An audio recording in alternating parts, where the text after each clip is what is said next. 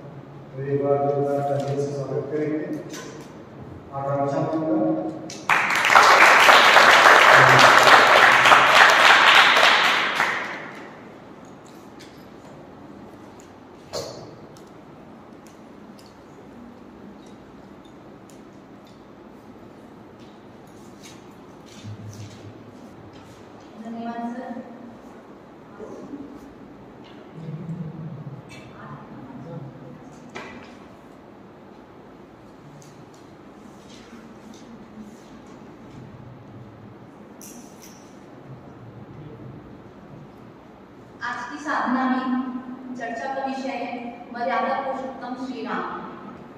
तो वैसे तो राम जी की कथा अनंत है, पर थोड़ी सी चर्चा हम करते हैं। पहले 2 बार भगवत नाम, फिर आगे चर्चा शुरू करते हैं। आप लोग मेरे साथ कंटिन्यू कीजिएगा। श्री राम जय राम जय जय राम, सिया राम जय जय सिया राम, श्री राम जय राम जय जय राम, सिया राम जय जय सिया राम,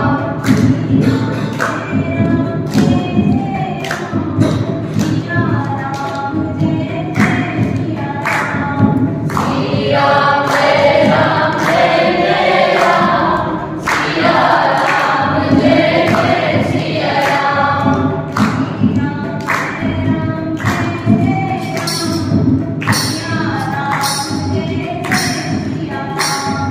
श्री राम जय राम जय जय राम, सिया राम जय जय सिया राम।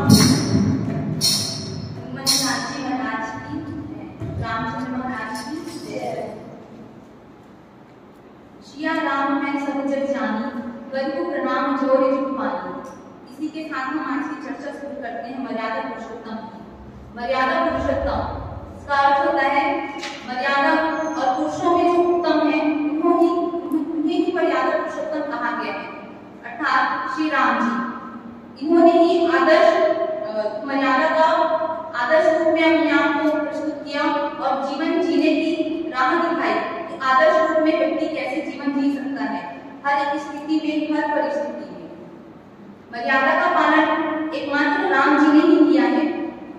वैसे तो राम जी ने मर्यादा का पालन जब से वो गर्भ में आए थे, जब उनका जन्म भी नहीं हुआ था, जब से वो गर्भ में आए थे तब से मर्यादा का पालन उन्होंने किया है। प्रमाण क्या मिलता है?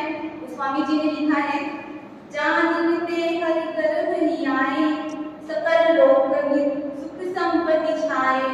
जिस दिन से प्रभु गर्भ में आए, जिस दिन से प्रभु गर्भ में आए, उसी दिन से सकल लोक सारे संसार में, सारी सृष्टि में सुख संपत्ति छा गई थी।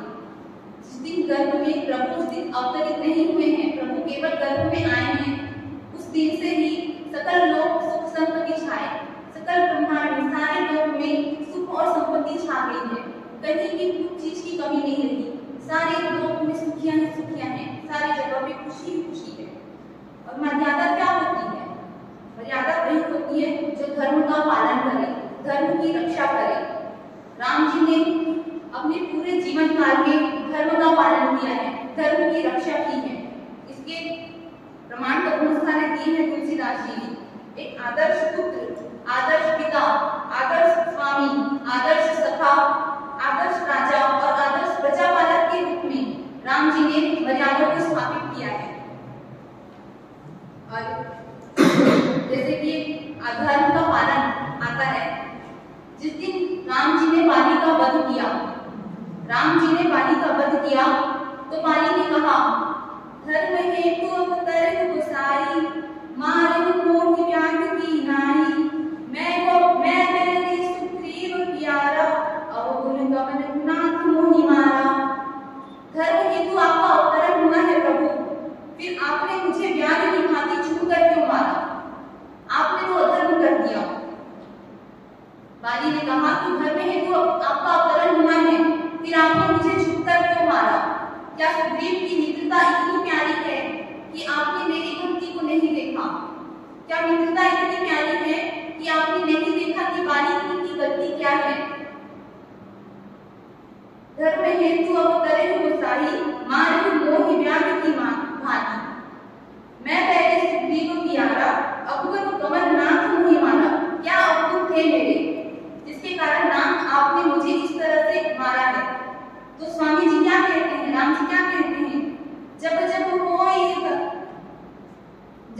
होई धर्म की हानि, मारे असुर अधम अभिमानी। मूढ़ मोह अतिशय अभिमाना, नार सिखावन कहत न माना। मम भुज जबल आश्रिय निज जानी, मारा जगत अधम अभिमानी। तुम्हें अभिमान था बाली, इसलिए मैंने तुम्हें मारा। केवल एक अभिमान था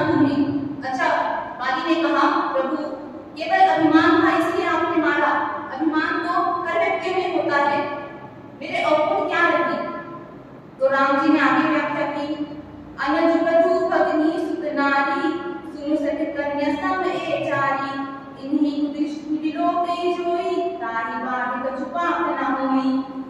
अनुज वधू भगनी सुत नारी और कन्या, इन चारों को यदि आप गलत नजर से, गलत दृष्टि से देखते भी हैं तो वो पाप होता है। इन चारों को आप गलत नजर से देखते हैं, गलत दृष्टि से देखते हैं तो देखने मात्र से भी ये पाप होता है।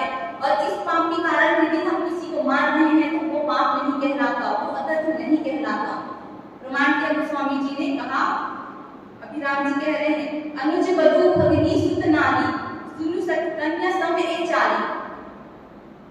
अनुज वधू भाई की पत्नी, पुत्र की पत्नी, एक कन्या और बहन, इन चारों को यदि कोई व्यक्ति गलत नजर से देखता है, कुदृष्टि देखता है, कुदृष्टि डालता है, तो देखने मात्र से ही वो पाप हो जाता है। जरूरी नहीं कि आप किसी कन्या का हाथ पकड़े या स्पर्श करें तो ही पाप होता है, गलत नजर से देख रहे हैं तो भी पाप है। तो बाली ने कहा, राम जी ने तो कहा कि चारों जगहों पर तुमने कुदृष्टि की, दृष्टिपात किया है तुमने, कहाँ पे किया है। एक समय की बात है, बाली की युद्ध हो रही थी दुंदुभी नाम के एक राक्षस के साथ। दुंदुभी नाम के राक्षस के साथ युद्ध हो रही थी। तब दुंदुभी ने क्या किया, पाताल लोक में जाकर शरण ली। पाताल लोक में रावण ने दुंदुभी की मदद की और बाली के साथ युद्ध में, बाली के खिलाफ युद्ध में मदद की थी। तो वैसे तो बाली बहुत शक्तिशाली था, बाली को वरदान मिला था कि बाली जिसके साथ भी युद्ध करेगा उसकी आदि शक्तियां बाली को मिल जाती थी। तो नागों की आदि शक्तियां और दुंदुभी की आदि शक्तियां तो वैसे ही बाली को मिल गई थी। बाली ने नागों के साथ, दुंदुभी के साथ युद्ध किया। नागों के द्वारा दिया गया विष को तो बाली बचा गया, पर उसके शरीर में कोढ़ हो गया था। तो कोढ़ हो जाने के कारण बाली ने सोचा कि अब मैं थोड़ा आराम करूं, स्वास्थ्य लाभ ले लूं, उसके बाद ही मंगलपुर वापस लौटूंगा। तो स्वास्थ्य लाभ लेने के लिए वो कहाँ गया, अपने पिता के घर, अपने पिता के घर गया। बाली के पिता कौन थे, देवराज इंद्र। देवराज इंद्र के पुत्र हैं बाली। देवराज इंद्र के घर गए, वहां उन्होंने देखा इंद्र की पुत्री, नाम था उसका विद्युत ज्वाला। इंद्र की पुत्री के ऊपर उन्होंने दृष्टिपात किया। रिश्ते में देखा जाए तो विद्युत ज्वाला कौन होगी, बाली की बहन। बाली और बाली की बहन। सुत, सुत किसको कहते हैं, पुत्र को। सुत नारी, पुत्र की वधू, पुत्र की जो पत्नी होगी, कौन है पुत्र की वधू, उनके पुत्र बाली का भाई है बाली का भाई है, बाली का पुत्र है अंगद, अंगद की पत्नी। कुछ लोग कहते हैं कि उसका नाम ममता था, कुछ लोगों का कहना है कि साध्वी। तो ममता साध्वी ये जब स्नान कर रही थी, अंगद की पत्नी, उसके ऊपर भी बाली ने कुदृष्टि डाला। और कौन, सुग्रीव की पत्नी कौन थी, रोमा। रोमा को बाली ने सुग्रीव से छीनकर अपने पास ही रख लिया था। और एक कौन, जब बाली युद्ध करके लौट रहे थे तो रास्ते में उन्होंने राजा बलि की बेटी को देखा था। राजा बलि की बेटी रत्ना, जो कि महज उस समय 7 वर्ष की उम्र की थी, उसके ऊपर भी बाली ने कुदृष्टि डाला। तो यहाँ पे ये प्रमाण मिलता है, राम जी ने कहा अनुज वधू भगिनी सुत नारी। अनुज वधू कौन, अनुज वधू भाई की पत्नी रोमा, भगिनी बहन, बहन विद्युत ज्वाला, और सुत नारी पुत्र की वधू, ममता से आपको साध्वी, और कन्या, कन्या कौन, राजा बलि की बेटी रत्ना। इन चारों के ऊपर तुमने दृष्टिपात डाला, तुमने पाप किया। एक लड़की, एक कन्या किसी भी पुरुष के जीवन में 4 रूपों में मिलती है, और तुमने इस 4 रूपों को एक ही नजर से देखने का गलत कार्य किया है, ये तुमने पाप किया, इसलिए मैंने तुम्हें मारा, इसलिए ये कोई अधर्म नहीं है। राम जी ने कहा जब जब कोई धर्म की हानि बढ़े असुर अधर्म अभिमान, इन सबको मारने के लिए मेरा अवतार होता है और इन सब का मैं अंत करता हूँ, और इसमें कोई अधर्म नहीं अवतार ही इसीलिए हुआ है। और बाली ने कहा कि ना, आपने कहा कि मैंने भगिनी, कन्या, इन सबके ऊपर दृष्टिपात डाला है, पर अनुज वधू अभी तो यही है, साथ में ही है। रोमा, उसको बुलाओ, आप उनसे पूछिए कि क्या मैंने रोमा को कभी भी हाथ लगाया, कभी भी स्पर्श किया, उसके हाथ पकड़े। तो राम जी ने कहा कि हाथ पकड़ना ही अधर्म नहीं होता है, तुमने गलत दृष्टि से देखा, ये भी अधर्म है। उसके बाद बाली की पत्नी तारा ने कहा, तारा से राम जी ने कहा, चित जल पावक गगन समीरा पंचरचित अति अधम शरीरा। देखो तारा, तुम्हारा जो पति है वो एक अधम शरीर से बना हुआ है। आज बाली ने फिर से प्रश्न किया राम जी से, राम जी ने कहा बाली से कि बाली, तुम हमें धर्म गिना रहे थे, धर्म हेतु अवतरे हो गोसाई, मारे मोह ज्ञान की नानी। आज बाली, तुम हमें धर्म गिना रहे थे, तुम धर्म जानते हो, और धर्म जानते हो तो बेशक तुम अधर्म भी जानते हो, और ये सारे अधर्म तो तुमने किया है। बाली ने कहा, ना, मैं तो वानर जाति का हूँ, मेरा स्वभाव ही है, मैं धर्म अधर्म या फिर रिश्तों को मैं कैसे निभाऊं, मैं तो वानर जाति का हूँ। तो राम जी ने कहा, देखो बाली, आज तक बात अधर्म की आई तो तुम कह रहे हो मैं वानर जाति का हूँ, मैं पशु जाति का हूँ, लेकिन जब मैंने तुम्हें मारा तो तुम हमें धर्म गिना रहे थे, धर्म हेतु अवतरे हो गोसाई, मारे मोह ज्ञान की नानी। और जब अधर्म की बात आई तो तुम वानर बन गए, तुम पशु बन गए। ये गलत है, ये अपने आप को बचाने का तो तर्क दे रहे हैं। जहाँ पे धर्म होता है, यदि तुम धर्म जानते हो तो बेशक तुम अधर्म भी जानते हो, और तुम अधर्म को जानते हुए भी तुमने अधर्म किया है। आप जानते थे ये गलत है, उसके बाद भी आपने गलत किया, इसलिए मैंने आपको मारा है। तो यहाँ पे राम जी ने मर्यादित तरीके से उसको उत्तर दिया और धर्म की रक्षा की थी। और एक हमेशा प्रश्न उठता है, उसको मैं क्लियर करती हूँ कि राम जी ने सीता जी को वनवास क्यों दे दिया। सबके मन में ये प्रश्न आती है कि राम जी ने सीता जी को वनवास क्यों दे दिया। कहीं पे भी गोस्वामी जी ने उल्लेख नहीं किया है रामायण में कि राम जी ने सीता जी को वनवास दिया था। कहीं पे भी रामायण में उल्लेख नहीं किया गया है, एक भी दोहा में नहीं है, एक चौपाई में नहीं है। जब राम जी को इस तरीके की खबर मिली थी, अफवाह मिली थी, तो सीता जी ने भी पता किया था कि आखिर रामचंद्र जी इतने परेशान क्यों हैं, कौन सी व्यथा है जो उन्हें खाई जा रही है वो बता नहीं रहे। जब सीता जी को पता चला कि इसका कारण मैं हूँ, मेरे ऊपर लांछन उठ रहा है, लेकिन आज स्वामी मेरे कारण से परेशान है, वो प्रजा के साथ न्याय नहीं कर पा रहे हैं, प्रजा पालक जो है अपने मार्ग पर सही से चल नहीं पा रहे हैं, उसकी परेशानी का कारण मैं हूँ। तो सीता जी ने राम जी को समझाया और वो खुद ही अपनी इच्छा से वन को गई थी। कहीं भी उल्लेख नहीं मिलता कि राम जी ने सीता जी को वन जाने को कहा था। सीता जी स्वयं अपने फैसले से, अपनी सहमति से गई थी वन। और ऐसा नहीं कि सीता जी के जाने के बाद राम जी राज भोग रहे हैं। जैसे सीता जी रहती थी, राम जी भी वैसे ही रहते थे। सीता जी कंदमूल फल खाती थी, राम जी अयोध्या के सर्वप्रतापी राजा चक्रवर्ती सम्राट होने के बावजूद वो अब राजमहल में रहते हुए भी वो कंदमूल खाते थे। सीता जी नीचे जमीन पे सोती थी, राम जी भी नीचे जमीन पर सोते थे। सीता जी जैसे जीवन व्यतीत करती थी, राम जी भी वैसे जीवन व्यतीत करते थे। सीता जी के जाने के बाद केवल वो वहाँ पे प्रजा पालक के रूप में, एक प्रजा के पिता के रूप में, शासक के रूप में शासन कर रहे थे, एक राजा के रूप में वहाँ पे नहीं कर रहे थे। वो कोई भी राजभोग का उन्होंने बिल्कुल भी लाभ नहीं उठाया। जैसे सीता जी जीवन जी रही थी, राम जी ने वैसे ही जीवन जी रहे थे। इस तरीके से सीता जी ने, राम जी ने मर्यादित रूप में अपने आप को प्रस्तुत किया। और वैसे तो यदि व्याख्या करने जाए तो एक एक शब्द में यहाँ पे मर्यादा का उल्लेख किया गया है।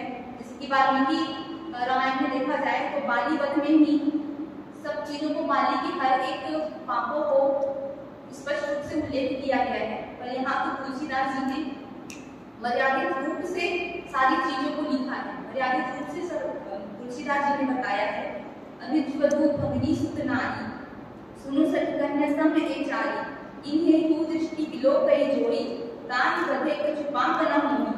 इस तरीके से मर्यादित शब्दों में, मर्यादित अर्थों में गोस्वामी जी ने बताया है। तो आप राम जी के जीवन को देखें या रामचरित तुलसीदास में रामायण को देखें, हर एक शब्द में आपको मर्यादा ही मिलेगी। और जैसे कि कहते हैं, हरि अनंत, हरि कथा अनंता, हरि नहीं हो विधि सब संता। हरि की कथा अनंत है, राम जी की कथा अनंत है, उनके एक एक शब्दों का अपना अर्थ है, हम उसकी व्याख्या नहीं कर सकते। धन्यवाद।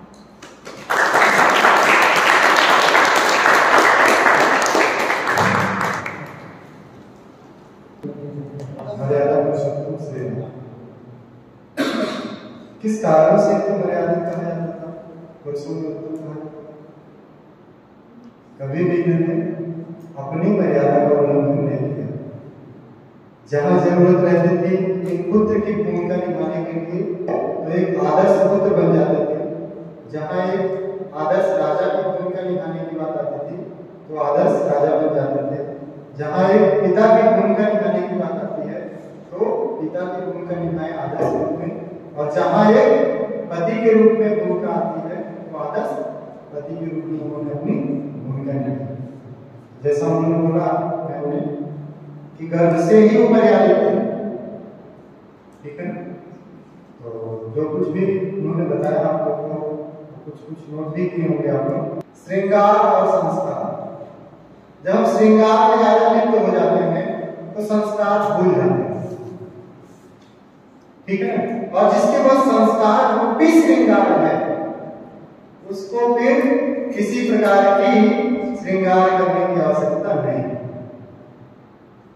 ठीक है। तो संस्कार और श्रृंगार दोनों को समझिए।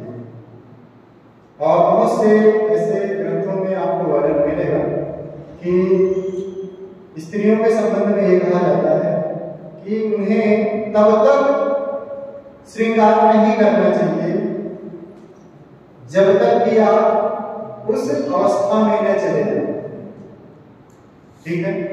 एक पत्नी श्रृंगार किसके लिए करती है? पति के लिए, ठीक है। तो कहने का सीधा साधा एक लाइन में यही है कि आप श्रृंगार तब करें जब श्रृंगार करने की अवस्था में आप जाए, अन्यथा सादा जीवन उच्च विचार, ये कहावत है। और जो सिंपल रहता है, स्वीट रहता है, शॉर्ट में काम करता है, वही सबसे ग्रेटेस्ट होता है, ठीक है। किसी चीज की सफलता के जो एक साधन बताए जाते हैं, सिंपल स्वीट शॉर्ट, ज्यादा पेचीदा ना हो, सादा जीवन कोई भी देखे समझ जाए क्या इसका कैरेक्टर है, क्या इसका जीवनचर्या है, दिनचर्या क्या है, सब चीज कोई छुपा नहीं, जैसे आप अंदर से हैं वैसा बाहर देखेंगे। यही जीवन का एक जो असली मर्म है वो है। तो जैसे कुछ आभूषणों के संदर्भ में जो हमारे समाज में रीति बनी है या फिर लोगों ने आभूषणों को प्रयोग किया, तो हर एक आभूषण के पीछे अपना एक महत्व है। कान में जो क्या पहनते हैं? बाली, ठीक है, चलो ठीक है, बहुत सारे वेरिएशंस आ गए हैं तो हमें नहीं बचा रहा। कान में बाली पहना जाता है, इतना उसका है। तो इसका क्या उद्देश्य है? कान में बाली पहनने के पीछे उद्देश्य क्या, मोटिव क्या है? अच्छा दिखता है इसलिए पहनते हैं। जवाब आ गया ना? हाँ, ठीक है। चलिए ये भी एक पता चल गया, गुस्सा शांत है। जिनको गुस्सा आता है तो कान में बाली पहनते शांत कर देंगे।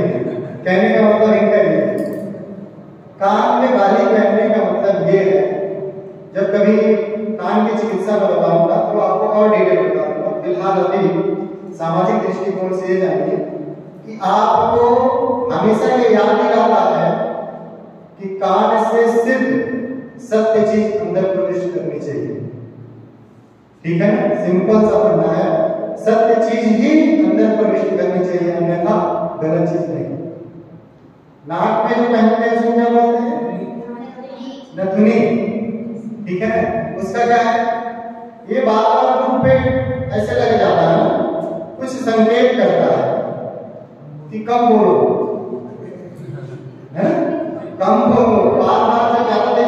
बार बार लड़ेगा, ठीक है। और ये बैल के गले में क्या पहना दिया जाता है, मोटा सा लकड़ी का,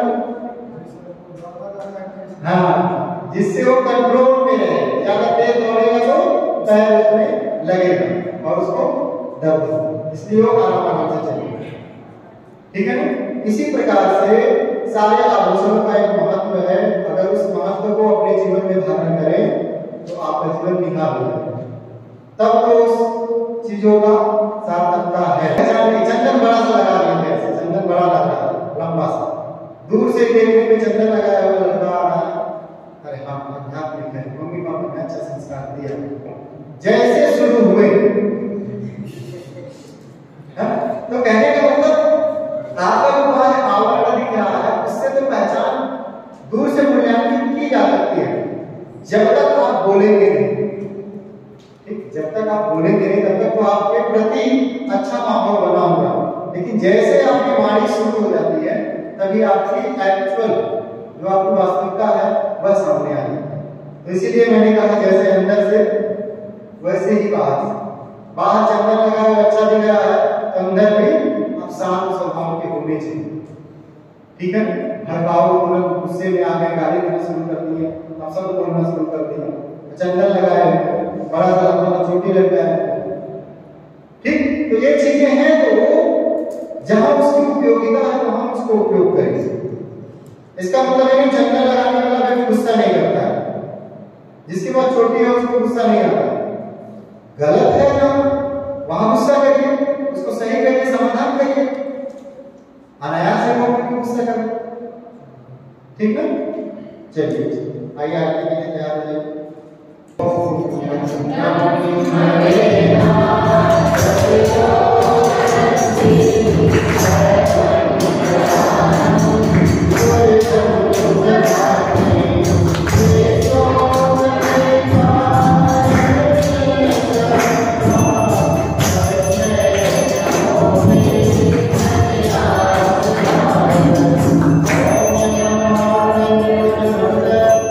Thank you.